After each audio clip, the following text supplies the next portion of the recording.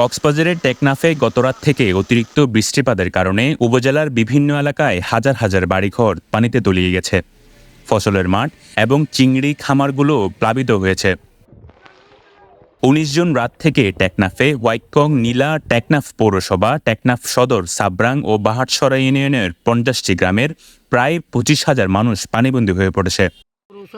স্থানীয়রা জানান, হঠাৎ করে ঘরে পানি ঢুকতে শুরু করে। আসবাবপত্র এবং চুলাচৌকি পানিতে নষ্ট হওয়ায় রান্না করাও কঠিন হয়ে পড়েছে। পানির কারণ আমাদের বাড়ি ঘরে কাপড় চোপড় দেশি আন্দি সব বেগিন বাঁচি গেছে গা, কিছু নাই ঘরে। হচ্ছে ফজরের পর থেকেই বৃষ্টি একটু বেশি হয়েছিল। তারপর মানে সর্বপ্রথম আমার বাসার মধ্যে, তারপরে একে মানে প্রত্যেকের বাসায় পানি ঢুকে গেছে। দেইনোর কারণে আর ঘর বাড়ি এখন বেগিন ডুবি গিয়ে গই, পাকঘরত টাকঘরত আগাগোড়া পানি গলি, আগাগোড়া ডুবি গিয়ে গই।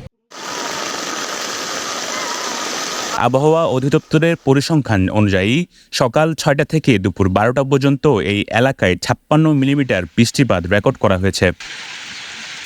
নীলা ইউনিয়নের চেয়ারম্যান রাশেদ মাহমুদ আলী বলেন, উজান থেকে নেমে আসা পাহাড়ি ঢল এবং ভারী বৃষ্টির পানি সুইচগেটের সীমাবদ্ধতার কারণে প্রবাহিত হতে না পেরে বিশাল এলাকা প্লাবিত করেছে।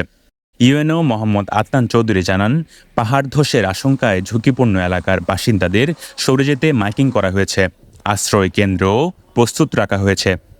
News desk, CCN.